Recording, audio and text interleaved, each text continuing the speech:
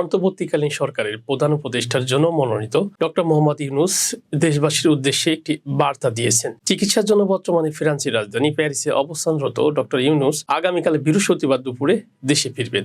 তিনি আসার পর অন্তর্বর্তীকালীন সরকার গঠন করা হবে। এই পরিস্থিতিতে আজ বুধবার দুপুরে ইউনূস সেন্টারের পক্ষ থেকে ডক্টর মোহাম্মদ ইউনূসের একটি বক্তব্য গণমাধ্যমে পাঠানো হয়েছে।